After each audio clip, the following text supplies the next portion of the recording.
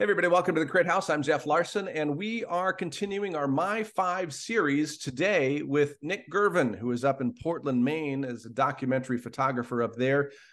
His debut monograph, Portlanders, was published in 2022 by Photo Editions Ltd. And he is also the president of the Bakery Photographic Collective, which you may have heard about it in another episode we've done here on the Crit House. Nick has been with us on the program before. He was in one of our group critiques when we were doing it over the summer of 2023.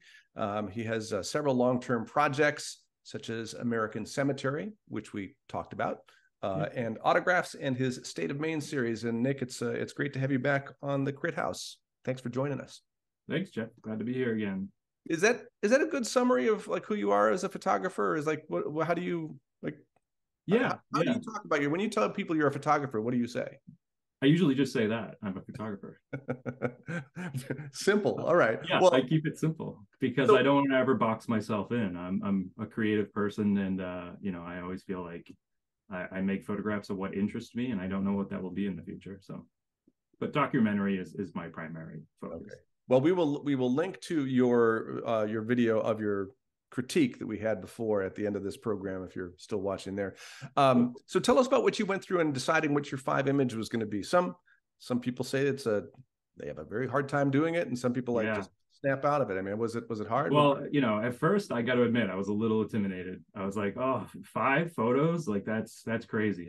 There's so many beautiful and wonderful photos out there from so many hundreds of that inspire me. I mean, from old to new and past and present. But so I had to figure out what is my approach. And my approach was, well, what do I have for photographs in my house?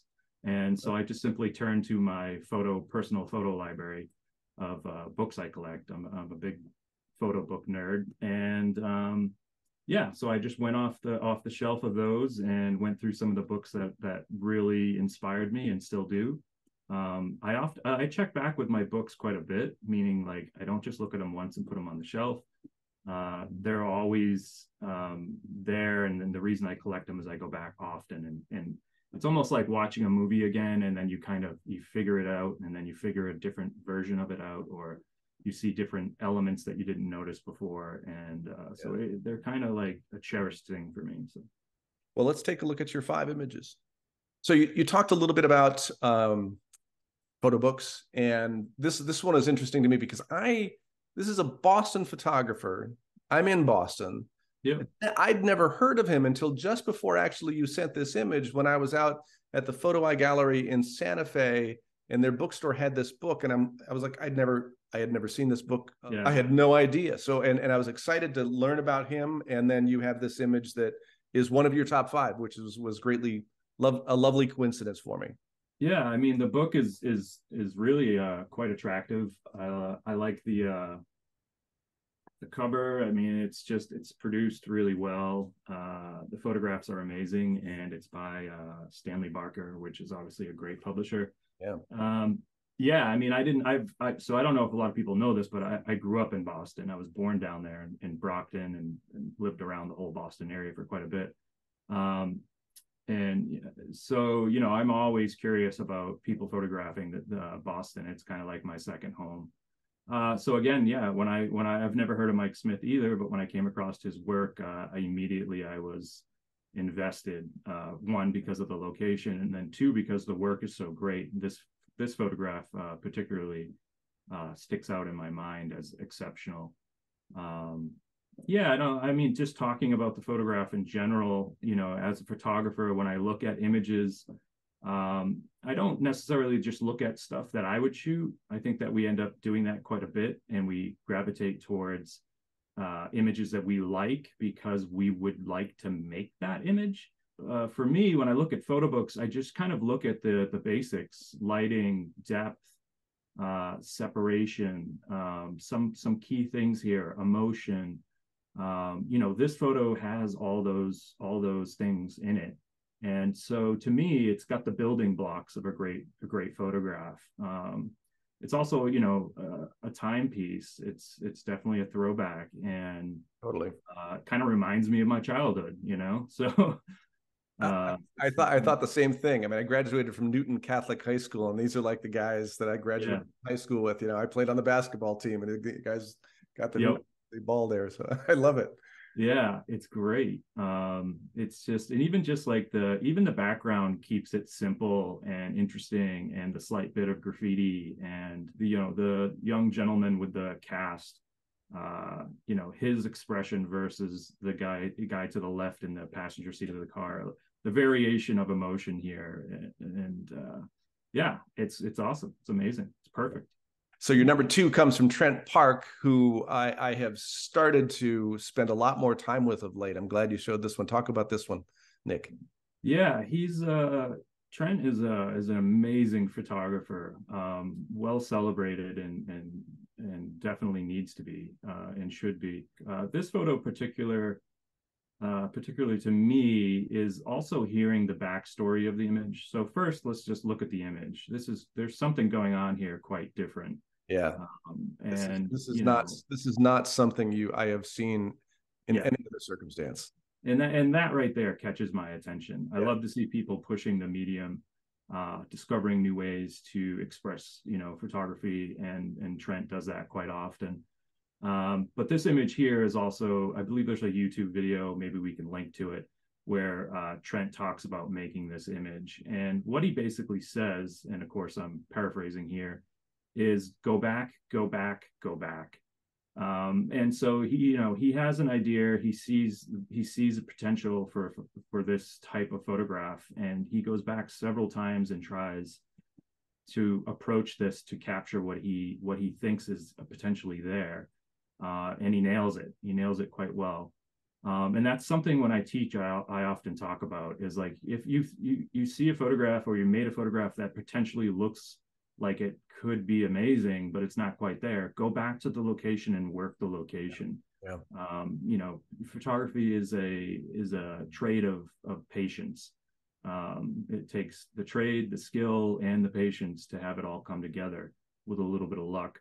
And Trent, with this particular image, is exercised all of those. Well, this is also like an image. So this is a bus that's traveling through with the shadows, yes. Is that right? Yeah, we could talk quickly really about what's going on here. So basically he's shooting low angle. I believe it's tripoded, it's on film. He's got a little bit of a slow shutter speed here, dragging that open, and a bus is going by.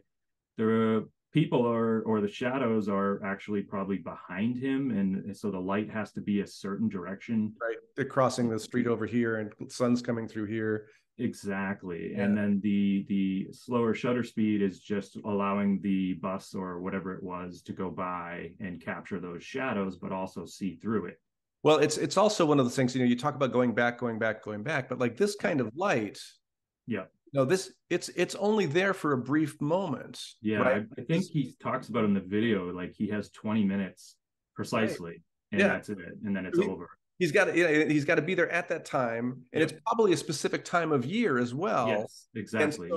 So you're hoping it's not cloudy. Cloud comes across when the bus is coming through, and just one of the more unbelievable images I've ever seen. The stars really have to align, and the person has to be there with the right skills. Brilliant. Yes, absolutely. Your third image, Bruce Davidson, also an amazing. Yes. Yeah, Bruce is someone I've looked up to for a long time. He was one of my first photographers that I had a book of, and his work on the particularly this book, The Subway, and his documentation of the New York gangs in the 50s. But this image is actually pretty interesting to me, and sticks out in two ways. So I grew up skateboarding. And in the skateboarding scene in the mid 90s, there was a company called Fucked, F-U-C-T, pardon my French there. But that company actually, what I believe is, stole this image and printed it on a t-shirt. And then it said Fucked in the top right corner. So I actually owned that t-shirt and wore it for years. And this was before I was really into photography or knew anything about photography. So you didn't know where the image came from. Yeah, I had no idea. I had no idea what the backstory was or anything. It was just a very interesting image on a shirt I owned. from a company back in the mid-90s. And later, as I got more and more into photography, of course, I came across the photo and was like, wait, what? And that's probably why Bruce Davidson was one of the first people I looked into, and definitely had a huge influence on me. Lee Friedlander, one of the all-time greats. Interesting Yes. images of his to choose, because this is one of those images that is complex but doesn't stand out as being like, oh my God. So what is about this that that brought you to it? You nailed it, actually. So, you know, Lee is obviously an amazing photographer.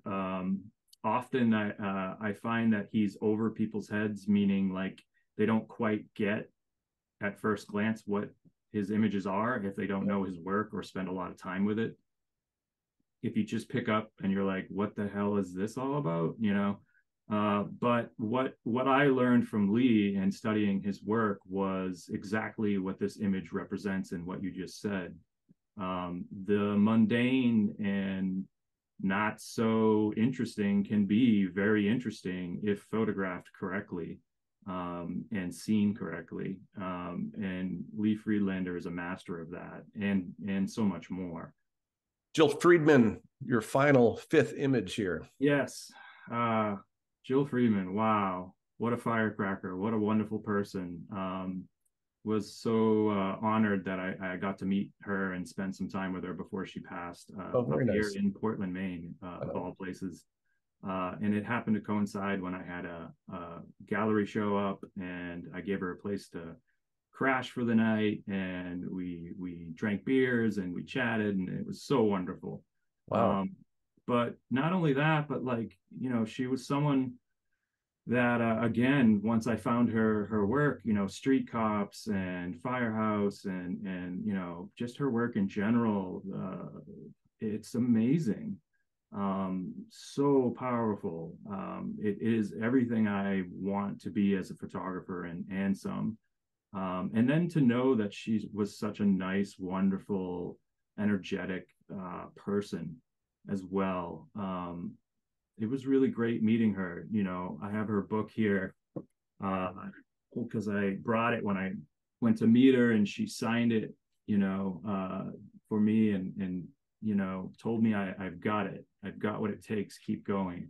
Nice. Yes, but let's talk about this image. So, I mean, first of all, let's get into like the details here. There, you know, this kid, people coming from every angle, multiple faces. The spacing it's a crowd, but it's separated correctly where it still reads well. So her timing is just spot on here. The kid's emotion, it brings up what is going on here. We are instantly curious. The use of flash is something I do quite often, and it's done well here. If I can, I would like to read the little caption next to the photograph that she wrote. So it says, an 11-year-old boy was stabbed in the leg. He was standing on a corner, and somebody just walked by and cut him. Neither the act nor the boy showed any emotion. I feel sorry for the kid, the cop said. They're natural victims. We can't help them, and in a few years, we'll be locking them up. I'm not a big fan of putting captions next to photographs because I like people to interpret them themselves.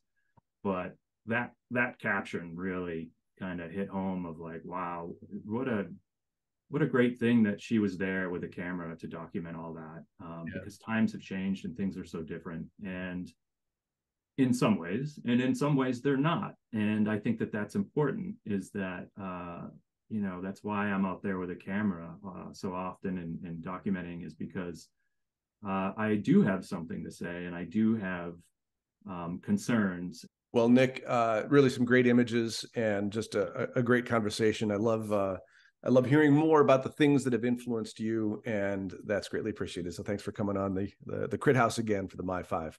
It's nice to have you. Thanks, everybody. Thanks, Jeff. And if you are interested in coming on the Crit House, that something is possible as well. You can show your 5 images on Instagram by using the My5 hashtag, and then tag us at the Crit House as well. And perhaps we'll have you as well as Nick on the Crit House. And we greatly appreciate you watching the My5 series. Thanks so much. Have a great day.